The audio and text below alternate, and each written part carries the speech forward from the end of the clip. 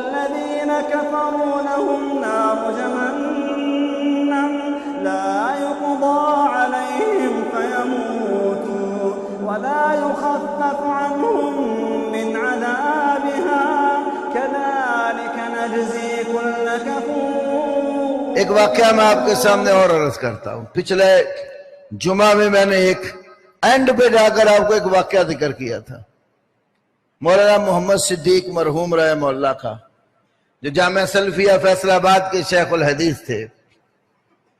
اسی موقع پر انہوں نے ایک واقعہ مجھے اور سنایا۔ ایک شیعہ حضرات میں عالم تھا، مولوی اسماعیل گوجرے کا تھا، بڑا مشہور اور تیز تراز بندہ تھا۔ تو علماء دیوبند کے ساتھ اس کا مسئلہ خلافت کے اوپر مناظرہ طے ہو گیا، اور اس طرف سے مولانا دوست محمد قریشی اور عبدالستار توسوی صاحب، یہ دونوں بزرگ مناظرے کے لیے تھے۔ تو مولانا صدیق صاحب فرمانے لگے کہ انہوں نے مجھے پیغام بھیجا کہ ابو بکر صدیق رضی اللہ تعالیٰ عنہ کی خلافت کے حوالے سے گفتگو ان سے کرنی ہے، تو بھی ہمارے ساتھ چل۔ مولانا صدیق صاحب فرمانے لگے میں چلا گیا ساتھ۔ اس زمانے میں اتنے حالات خطرناک قسم کے نہیں تھے جتنے آج ہو گئے۔ آج تو کسی کے ساتھ بات کرنا بھی خطرے سے خالی نہیں ہوتا، ملاقات ہی بلکہ مشکل ہو جاتی ہے۔ اس زمانے میں کھلے سٹیج لگتے تھے، اپنے اپنے نقطہ نظر کو ہر کسی کو بیان کرنے کا حق ہوتا تھا۔ سٹیج لگ گیا، ایک طرف مولوی اسماعیل صاحب گوجرے والے، وہ شیعہ حضرات کی وکالت کر رہے ہیں، اور دوسری طرف مولانا توسوی اور ان کے ساتھی اور ساتھ مولانا صدیق صاحب بیٹھ کے۔ وہ بڑا تیز تراز تھا، اٹھا، اس نے کہا جتنے تم ابو بکر کی خلافت ثابت کرنے کے لیے آئے ہوئے ہو، 4 شرائط کے ساتھ اگر تم ابو بکر کو پہلا خلیفہ ثابت کر دو، میں 100 روپے انعام بھی تمہیں دوں گا اور تمہارے ہاتھ پہ بیعت بھی کر لوں گا۔ اس زمانے میں 100 روپے کی بھی بڑی وقت تھی۔ مولانا صدیق صاحب فرماتے ہیں، میں نے کہا مولوی اسماعیل جو بات کرنی کر۔ لگا کیا شرطیں لگا کے بات کرتے ہیں؟ کہنے لگا کہ پہلی شرط یہ ہے اللہ رب العالمین نے بات کہی ہو، دوسری شرط نبی کی زبان سے وہ بات کہلوائی ہو، تیسری شرط ابو بکر کا صراحتاً نام ہو کہ یہ میرے بعد خلیفہ ہے، چوتھی شرط یہ کتاب تمہاری نہ ہو، کتاب ہماری ہو۔ ہمارے گھر سے اگر تم یہ ثابت کر دو کہ اللہ نے نبی کی زبان سے یہ کہلوایا ہو کہ میرے بعد متصل خلیفہ ابو بکر ہے، تو ہمارے گھر کی کسی کتاب سے دکھا دو، میں 100 روپیہ بھی انعام دوں گا اور تمہارے ہاتھ پہ بیعت بھی کر لوں گا۔ مولانا صدیق رحمہ اللہ کھڑے ہو گئے، فرمانے لگے مولوی اسماعیل 100 روپیہ نکال کے یہاں میدان میں رکھ دے، مجھے تیری 4 شرطیں منظور ہیں۔ وہ کہہ بیٹھا تھا، جیب خالی تھی، لوگوں نے اس کی اس بات کے اوپر ہی تالیاں بجا کے بڑی اس کی بےزتی کر دی۔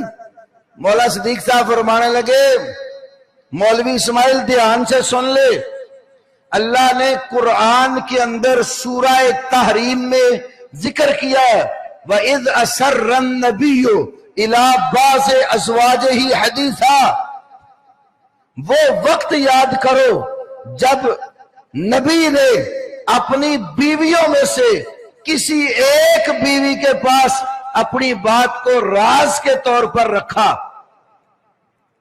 اور وہ بی بی راز سنبھال نہ سکی، اس نے دوسری رسول اللہ کی بیوی کو بات بتا دی۔ اللہ کے نبی کو پتا چل گیا کیونکہ اللہ نے وحی کر کے بتایا، تو وہ بات کہنے لگے کیا تھی؟ بات یہ تھی کہ سیدہ حفصہ رضی اللہ تعالی عنہا ام المومنین کے گھر نبی پاک تشریف لائے تو وہ گھر میں نہیں تھی، تو بیٹھے آپ تو اتنے میں آپ کی باندی ماریا قبطیہ رضی اللہ عنہا، جن سے آپ کا بیٹا ابراہیم پیدا ہوا، وہ رسول پاک صلی اللہ علیہ وسلم کے پاس آ کر بیٹھی اور کچھ گفتگو شروع کی۔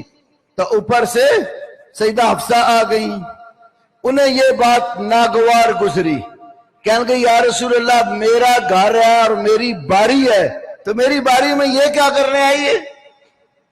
تو اللہ کے نبی صلی اللہ علیہ وسلم نے کہا حفصہ تو پریشان نہ ہو، میں تجھے ایک راز کی بات بتاتا ہوں، خبر نہ دینا کسی کو تم۔ تو کہنے لگے اللہ کے نبی کیا راز ہے؟ تو آپ نے فرمایا کہ اِنَّ ابا بکر یلل خلافت من بعدی ثم من بعدہ ابو کے عمر، میرے بعد خلافت کا والی ابو بکر صدیق ہوگا، اس کے بعد تیرا باپ عمر خلیفہ بنے گا رضی اللہ عنہ اجمعین۔ جب یہ راز کی بات بتائی تو حفصہ بہت خوش ہوئی اور خوشی کے مارے حضرت عائشہ کو بات بتا دی۔ جب حضرت عائشہ کو یہ بات بتائی، بات نکل آئی، اللہ تعالیٰ نے اپنے نبی کو بتا دیا۔ فلما اظہرہ اللہ علیہ، جب اللہ نے یہ معاملہ آپ پر ظاہر کیا، بی بی حفصہ آپ سے کہتی ہیں قالت من انباک ھذا، یہ خبر آپ کو کس نے دے دی ہے؟ تو آپ صلی اللہ علیہ وسلم نے فرمایا نبعنی العلیم الخبیر، یہ خلافت والی جو خبر ہے یہ مجھے اللہ علیم و خبیر نے دی ہے۔